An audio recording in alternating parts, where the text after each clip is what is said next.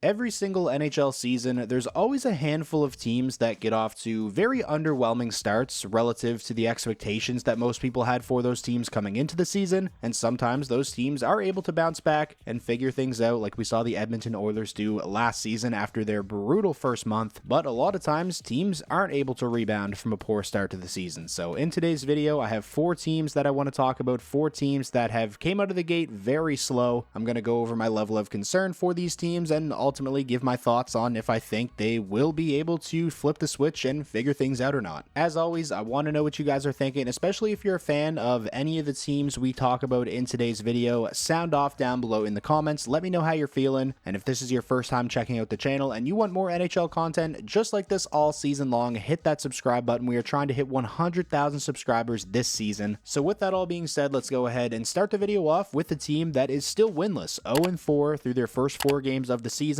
all 4 regulation losses, and that team is the Colorado Avalanche. It has been an absolutely brutal start to the season for Colorado, but I still find myself not worrying about them as much as the other 3 teams we're going to talk about in this video. I feel like Colorado's 0-4 start to the season really just comes down to 2 things. First is health. They have so many key players on the shelf right now, a first-line forward in Jonathan Drouin, a top-pairing defenseman in Devon Toews, and 3 forwards who, when healthy, make up the Avalanche second line. Those forwards are Gabe Landeskog, Valeri Nichushkin, and Arturi Lehkonen. It is obviously going to be difficult to win games when you have around $35 million in players unavailable. That being said, even with the lineups that Colorado has thrown out there through their first 4 games, I don't think they're playing awful. They are consistently out-chancing opponents. They currently rank 4th in the entire NHL in 5-on-5 expected goals percentage. The only thing is, and this is the second thing I was referring to when I said there's 2 things that I think Colorado's 0-4 start comes down to. The first was health, and the second is goaltending. They cannot get a save right now. Has there been some defensive lapses? Of course, especially in their 3rd loss of the season against the New York Islanders, a game in which Cale Makar came out after the game and said that he takes full responsibility for 3 or 4 of the Islanders' goals, and he also said that he felt like that game would have been a lot closer for Colorado if he had not even played. Outside of that game though, again, I don't feel like they're playing that bad. It just feels like every time they make the smallest mistake, the puck ends up in the back of their net, which is something Mikko Rantanen said after their first loss of the season against the Golden Knights. He said, fall asleep even for a little bit, I feel like it's going into our net now. And that's basically what's happening. Through his first 4 starts of the year, Alexander Georgiev has a 5.79 goals against average, a save percentage of just .802, and he ranks dead last in the entire NHL according to Evolving Hockey's model in goals saved above expected at minus 8.87. It feels like we're getting to a point where Georgiev should be a non-option and he's just unplayable for the Colorado Avalanche, but they really don't have any other options right now. They clearly don't trust Justus Annunen enough to go to him and have him start games, because despite the fact that Georgiev has gotten lit up all season so far through 4 games, they continue to roll him out there and continue to start him. He's starting again tonight against the Ducks, a game that feels like a must-win for the Avalanche. They need to bring their A game tonight,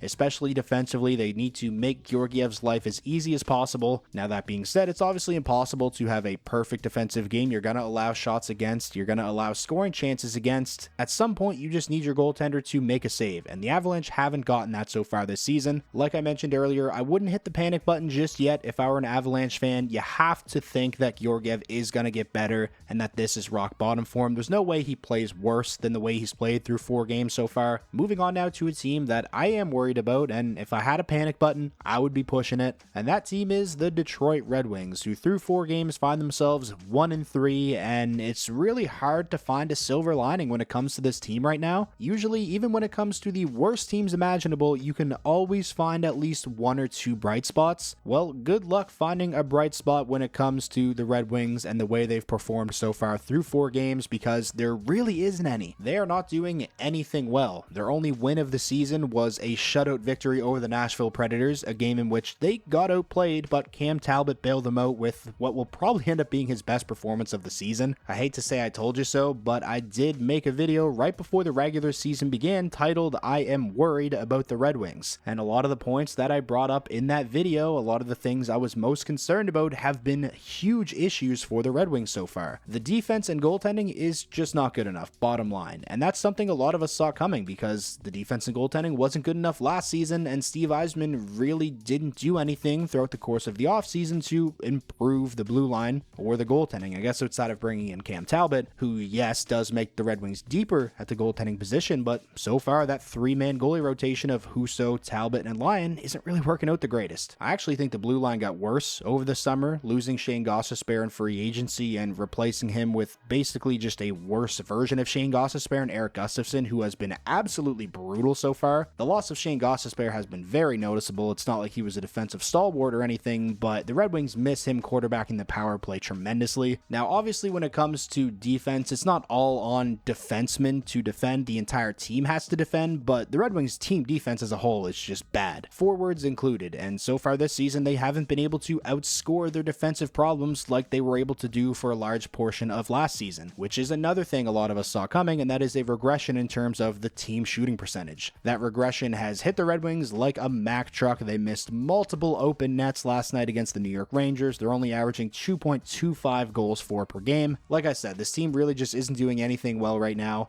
I made a tweet after last night's loss and I said it would be different if the Red Wings were a young, exciting team, but the fact that we are in year 8 of this playoff drought and the roster is largely made up of underperforming veterans and the team looks slow and old and uninterested, that's concerning to me. We did get some positive news earlier today. Marco Kasper has been called up, so that didn't take very long. I still stand by the fact that he should have been in the opening night lineup, but better late than never, I guess, and hopefully Kasper can be the injection of energy that this team desperately needs right now. The Red Wings need to figure it out, and they need to figure it out fast because they don't have the kind of talent as to where they can dig themselves into a massive hole like the Oilers did last year and then just flip the switch and turn things around. You can't make the playoffs in October and November, but you can definitely miss the playoffs in October and November, and if the Red Wings keep trending this way, it's going to be the 9th consecutive year in which they miss the playoffs. Moving on now to another Central Division team like the Colorado Avalanche, who are 0-4 through their first 4 games of the season, and that team is the Nashville Predators, a team that a lot of people looked at as one of the most, if not the most improved teams of the offseason after their star-studded free agency haul, bringing in the likes of Jonathan Marchessault, Steven Stamkos, and Brady Shea. And the Predators were already a playoff team last year. They finished with 99 points, so then you add the amount of talent that they did over the course of the offseason to a roster that was already very solid. I think it was fair for a lot of people to assume that they would get better. But that has definitely not been the case, at least as of yet. They're struggling to score, they're struggling to keep pucks out of their net, despite the fact that they currently rank first in the entire NHL in shots on goal per game. They rank 23rd in expected goals percentage at 5-on-5, so what that tells you is a lot of their shots aren't really of the highest quality. The 3 big names they brought in the offseason, Marchessault, Stamkos, and Brady Shea, have combined for a total of 2 goals through 4 games. Stamkos has attributed to 0 of those 2 goals. He remains pointless, and maybe we should cut those players some slack because it's probably not the easiest thing to do to get acclimated to a new team, especially for somebody like Stamkos, who was in Tampa Bay for his entire career up until this point. But once we start to get, 3-4 weeks into the season, Predators fans are going to get restless. These guys have to start producing, and it's not just the new players that Nashville brought in. Gustav Nyquist, who had a career high in points last season, like Stamkos, he's also pointless through 4 games. It is starting to feel like maybe a lot of us were overrating the Predators coming into the season, myself included, but I definitely wouldn't be hitting the panic button just yet. Stamkos, Marchessault, and those guys are going to start to score. They're going to start to produce eventually. If they continue to lead the league in shots per game, even if they aren't of the highest quality, pucks are going to start to go in. And UC Saros, who I haven't even mentioned yet, has been bad so far this season, which is out of character for him. I don't expect it to stay that way. And now finally finishing off the video with the last team that I wanted to talk about today, and that team is the Buffalo Sabres, who are 1-4-1 with just 3 points through their first 6 games of the season. This is a team similar to the Red Wings where if I was a fan of Buffalo, I would be panicking just because we have seen this movie over and over again. It feels like heading into each of the last 3 or 4 seasons, everybody was thinking that this is going to be the year Buffalo finally gets back into the playoffs. They're going to break this playoff drought, and for whatever reason, they just cannot find a way to put it all together. Last season, the defense and goaltending was actually solid, but the offense let them down. The season before that, they had one of the best offenses in the league, but they couldn't and keep pucks out of their net, and this season it's kind of been a combination of both. They're 20th in goals for per game, tied for 27th in goals against per game, averaging 4 against. They're one of the few teams that have still yet to score a power play goal. I feel like it's difficult to pinpoint any one thing and say this is the reason the Buffalo Sabres have gotten off to a slow start, because they really aren't doing much of anything well right now. After an 0-3 start, they were able to pick up their first win last Saturday against the Florida Panthers, and it felt like that could be a turning point for them